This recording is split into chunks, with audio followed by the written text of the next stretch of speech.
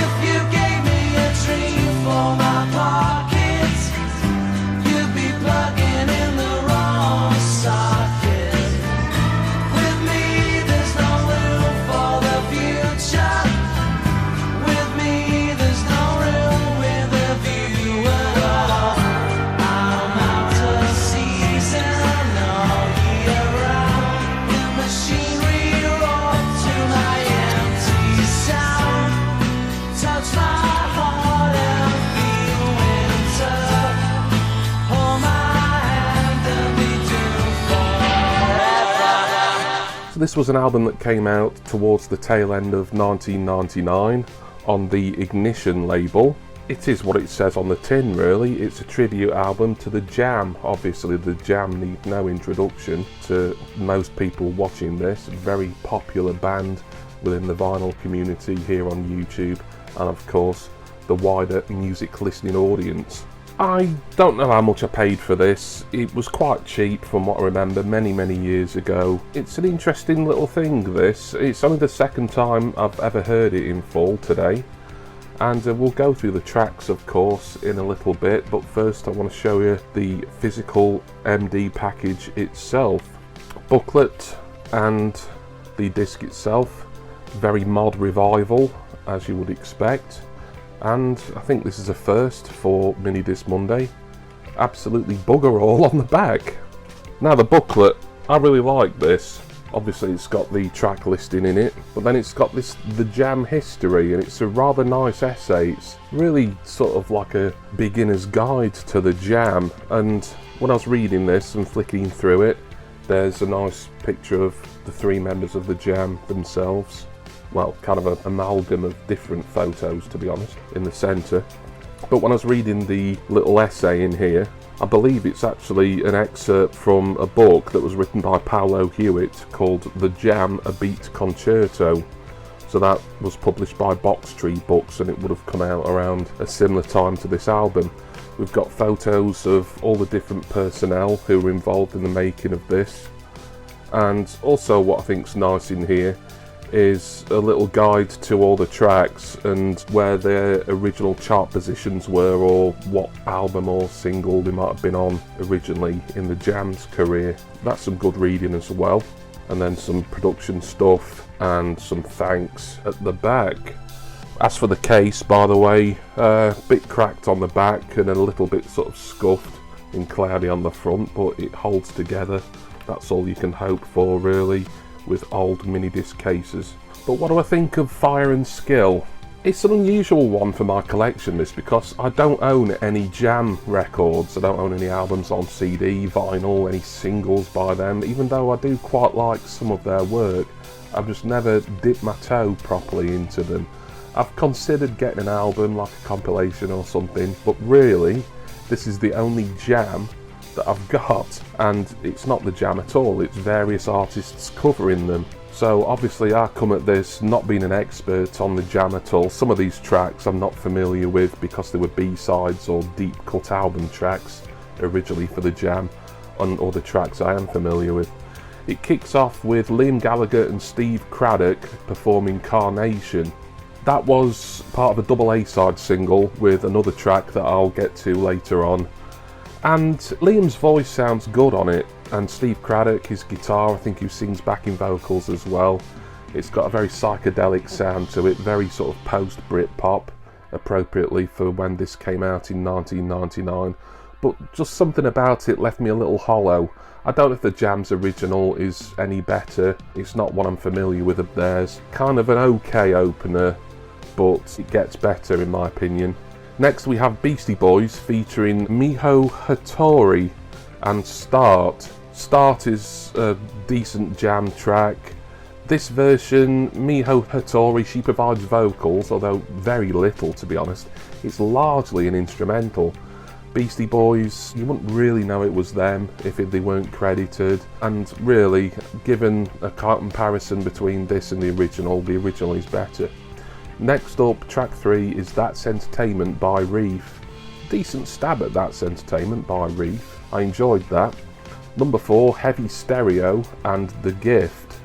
Another one that I quite enjoyed. Heavy Stereo, Jem Archer would go on from that band to eventually wind up in Oasis. And then at number 5 is one of my favourites on the album, unsurprisingly, because it's by Silver Sun. Now, I'm a big fan of Silver Sun. I do love that group, and unsurprisingly, they do a really good cover of Art School. Next is a very acoustic cover of English Rose by Everything But The Girl, and I enjoyed that a lot more than I thought I would. The original is okay, I've never been overly fond of it, but I did quite like this version, probably a little bit more. Tracy Thorn's vocals sounded really good. Then track 7 is for me the best one on the album, and it's by an American band called Buffalo Tom, and they covered Going Underground. I've always loved Going Underground by The Jam, so this was going to be a kind of real test as to whether they'd ruin it or improve it, and to be honest, I think they've just about improved it. They've slowed it down, to be honest. Now, this was the other track that was part of the single that was released to promote the album, along with Carnation by Gallagher and Craddock. I think they picked the best two in relation to sales. I believe the single got in the top 10 because Going Underground is the best track on the album, and while Carnation isn't, you know, it's got Liam Gallagher, who's still a massive star in the late 90s, so, you know, that kind of helped sell the single really, because Buffalo Tom weren't really known in the UK. I think they're still going now, to the best of my knowledge, but that's the best one on the album for me, Going Underground by Buffalo Tom. Number 8 is Garbage with their cover of The Butterfly Collector. I wasn't familiar with that, and I was wondering if I had listened to Garbage's version, will that trigger a memory of the Jam's version? I'm guessing, and it'll say inside here in the booklet somewhere, that it might be a B-side or an album track or something like that. I didn't really like that. I do like some Garbage, not all of their stuff, but not really one of the strongest tracks on the album for me. Number 9, The Modern World by Ben Harper. Ben Harper, an American musician. That was good. I did enjoy that. Number 10, Gene, their cover of Town Called Malice. Really good, another strong one on the album. My only gripe with it is that it sounded too similar to the Jam's original. Like, you could swap out the Gene vocalist's vocals with Paul Weller, and really you'd think it was the Jam again. I still really enjoyed it. And 11, which you think is the end of the album, but it isn't, is a nice acoustic number from Noel Gallagher, To Be Someone, and the lyrics there are really evocative of kind of like an aging rock star, sort of reminiscing about the highs and lows of his career as a famous musician. Probably quite appropriate that Noel Gallagher, of all people, would cover that. But the lyrics really were quite evocative in this, even though it's a track I wasn't really familiar with. Really sounds like it could have been an Oasis B-side, really. But there's a hidden track that ends the album that isn't credited, and it's one by Paul Weller himself, and I've just forgotten the title. I've been trying to remember it, because I don't take notes for these, so I'll have to stick it on screen now and tell you what it is. For Paul Weller to turn up on a Jam tribute album, really a tribute to himself and his bandmates at the time, seems a little bit self-indulgent, but I kind of get it. It's a nice little Easter egg. The song was nothing special, it wasn't one I was familiar with. You know, I will say with this album, they're not just going for all the obvious singles. I mean, there's certain singles that I know of the Jam, such as Eton Rifles, Beat Surrender, etc., that weren't covered on this. But it's a mixture really of a few well-known singles and then sort of more deeper cut B-sides and album tracks. So overall, it's a good album. I just feel that I'm speaking from kind of a real novice point of view, because I'm not a Jam fan. I like them, I could easily listen to at least a compilation and enjoy it, and maybe even start collecting their studio albums, but it's not something that I've been compelled to do. If you've heard Fire and Skill or any of the tracks on it, let me know in the comments what you think. Obviously there's going to be hardcore jam aficionados who'll think this is a travesty, but that's the kind of tribute album tightrope walk, really, isn't it? You know, when does a tribute album that is paying homage to an act or an artist cross over into either parody or just, well, we're doing this our way and it's going to be nothing like the original. So that is the Jam, Fire and Skill. Well, not the Jam, but various artists covering the Jam. And that was Minidisc Monday for today. Thank you all for watching it, and special thanks go to my wonderful subscribers and generous patrons. Now then, we're back again in 2 weeks. However, I feel the need for another special themed month, and what with Liam and Noel Gallagher having featured on today's Fire and Skill album, it seems quite appropriate that in a fortnight's time we're going to be moving into Oasis month. I figured that with Oasis finally reuniting in July, that would be a perfect month for me to review, one a week, their 4 first studio albums, and coincidentally the 4 remaining Oasis mini discs that I've got.